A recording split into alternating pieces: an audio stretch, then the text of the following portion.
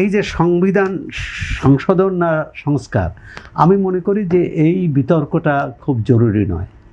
এই বিতর্কটা এক ধরনের বৈরিতা জিয়ে রাখার জন্য। সংবিধান সংস্কার করতে হলেও সংশোধনের মাধ্যমেই করতে হবে। যেমন এখন যারা ক্ষমতায় আছে, বিএনপি, জামাত ইসলামী, সবাই বলে যেমন একদলীয় শাসন করা হয়েছিল, বাকশাল করা হয়েছিল চতুর্থ সংশোধনীর মাধ্যমে। সে তো সংশোধনী, ওটা তো বলা হয় যে পুরো সংবিধানকে ওলটপালট করে দেওয়া হয়েছিল। পঞ্চদশ সংশোধনীর মধ্য দিয়ে সংবিধানের 1/3 রদবদল করা হয়েছিল, 1/3 পরিবর্তন করা হয়েছিল, অনেক কিছু করা হয়েছিল। তো সেটা সাংবিধানিক প্রক্রিয়ার মধ্যে দিয়েই তো করতে হবে।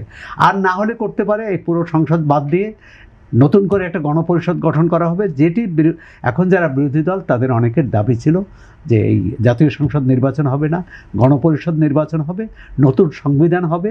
যেটি আপনি বলছিলেন যে তাদের 72-এর সংবিধান নিয়ে এত ভয় কেন?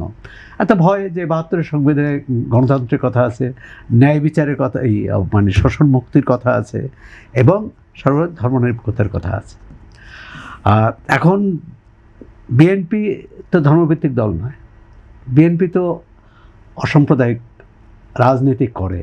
সুতরাং সেখানে এবং এই মির্জা ফখরুল ইসলাম আলমগীর কালকেও একটু অনুষ্ঠানে বলেছেন, রথযাত্রা এদের, যে তারা ধর্মভিত্তিক রাজনীতি পছন্দ করে না, ধর্মভিত্তিক রাজনীতি করতে চায় না।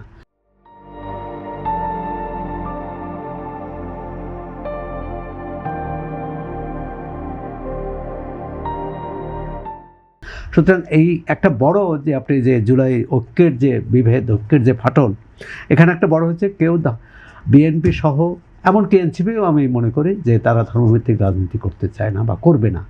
কিন্তু জামাত ইসলামী বা জামাত ইসলামী থেকে বেরিয়ে যাওয়া ইসলামী আন্দোলন বা হেফাজতে ইসলাম তো দল হিসেবে না, খেলাফতে মজলিস, এগুলো তো ধর্মভিত্তিক দল। এখন রাজনীতিতে এটা একটা কঠিন প্রশ্ন যে ধর্মের অবস্থানটা কি হবে। ধর্মের অবস্থান কি রাষ্ট্রের উপরে থাকবে? না, ধর্ম যার যার থাকবে, ধর্ম নিজস্ব ব্যক্তিগত বিষয়, আর রাষ্ট্র চলবে মানে সবার ঐক্যমতের ভিত্তিতে। সেখানে হিন্দু, মুসলমান, বৌদ্ধ, খ্রিস্টান এই বিভেদ থাকবে না। এটাই হচ্ছে সার্বজনীন গণতন্ত্র, এটাই হচ্ছে আধুনিক গণতন্ত্র। কিন্তু এটাকে যদি আমরা অস্বীকার করি, কালকে ধরুন এবারে তো জামাত ইসলামী ক্ষমতায় আসতে পারে না, আগামী নির্বাচনে যদি জামাত ইসলামী সংখ্যাগরিষ্ঠ আসন পায় এবং তারা যদি ঘোষণা করে যে আমরা এটাকে গণপ্রজাতন্ত্রী বাংলাদেশকে, বা বাংলাদেশ থাকবে না, ইসলামী প্রজাতন্ত্রী হবে, তাহলে কি সেটা মেনে নেবে? বিএনপি তো মেনে নেবে না ধারণা, বা অন্য সমাজের রাজনীতিকরাই কিন্তু একমাত্র নিয়ামক শক্তি নয়। সমাজের রাজনীতির বাইরে অনেক গোষ্ঠী আছে, অনেক সম্প্রদায় আছে, অনেক সংগঠন আছে। আপনি ধরুন এই যে বিরোধটা তৈরি হলো, এটি হচ্ছে আমি মনে করি যে খুব অপ্রয়োজনীয় বিতর্ক, সংশোধন না সংস্কার। আরেকটি বিষয় হচ্ছে যে এই আন্দোলনে এই গণ অভ্যুত্থানের সাধারণ মানুষের যে অংশগ্রহণ, সেটা ছিল সবচেয়ে বেশি। শুধু রাজনৈতিক দল বা ছাত্র নেতৃত্ব কিন্তু এই গণ অভ্যুত্থান সফল করেনি, সফল করেছে সাধারণ মানুষ, এবং জীবনও দিয়েছে তারা বেশি। কিন্তু তাদের কথা কিন্তু অভ্যুত্থানের যারা অংশীদার তারা কতটা মনে রেখেছে? কারণ ধরেন তাদের মনে রাখা, হ্যাঁ বিএনপি বলতে পারে যে তারা যে ফ্যামিলি কার্ড করেছে, জনবান্ধব কর্মসূচিগুলো নিয়েছে, এগুলো সাধারণ মানুষের জন্যে। কিন্তু ন্যায় বিচার কতটা প্রতিষ্ঠিত হয়েছে, বা এর পক্ষে আমরা কতটা যাব কি না? আইনের শাসন, যারা অপরাধ করেছে তাদের বিচার হবে, কিন্তু অপরাধ না করা সত্ত্বেও যদি হয়রানির শিকার হয়, যদি এই 2 বছর ধরে কারাগারে থাকতে হয়, সেটি শুধু রাজনীতিক না, সাংবাদিক, আইনজীবী, শিক্ষক, সব শ্রেণীর মানুষের তখন একটা অস্বাভাবিক পরিস্থিতি হয়েছিল। সেই অস্বাভাবিক পরিস্থিতিতে যে কেউ যে থানায় মামলা দিয়েছে, রাজনীতি করুক বা না করুক, বা যার এক ব্যক্তিগত শত্রুতার কারণেও। আরেকটি হয়েছে আইনশৃঙ্খলা রক্ষাকারী বাহিনী, তারা এই মামলা দেয়, তারা মামলা বাণিজ্য করেছে, অর্থাৎ তারা বাদীর পক্ষ বা বিবাদীর পক্ষের কাছ থেকে মোটা অঙ্কের টাকা নিয়েছে।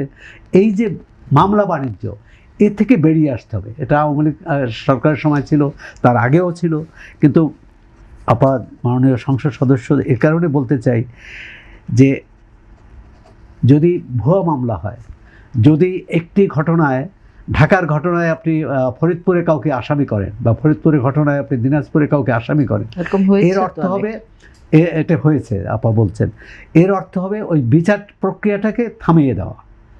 তাই নিশ্চয়ই জুলাই অভ্যুত্থানের চেতনা এটা না যে বিচার প্রক্রিয়া থামিয়ে দেওয়া বা অবিচার করা। তাই ন্যায় বিচারটা নিশ্চিত করা, এক্ষেত্রে আমার মনে হয় যে জাতীয় সংসদের একটা বড় ভূমিকা, যে এটা কীভাবে বাছাই করবে, এর একটা প্রক্রিয়া, একটা পদ্ধতি বের করা উচিত, যে যারা সত্যিকার অপরাধী তাদের বিরুদ্ধে মামলা চলুক, কিন্তু দ্রুত তদন্ত করে। যেমন হত্যা মামলা, এখন এই হত্যা মামলার একটি হত্যা মামলায় হয়তো 400 আসামি, এটা কি করে তদন্ত করবে? এবার 400 লোক মিলে কি একজন মানুষকে হত্যা করেছে? সুতরাং এই বিষয়গুলো, এর মধ্যে যারা কোনো না কোনো রকম সম্পৃক্ততা আছে তারা আসামি থাকবে, কিন্তু যাদের কোনো রকম সম্পৃক্ততা নেই তাদের মানে এই মামলা থেকে রেহাই দেওয়া উচিত। অন্তর্বর্তী সরকার কিন্তু সবচেয়ে সমালোচিত হয়েছে এই গয়রহ মামলায়।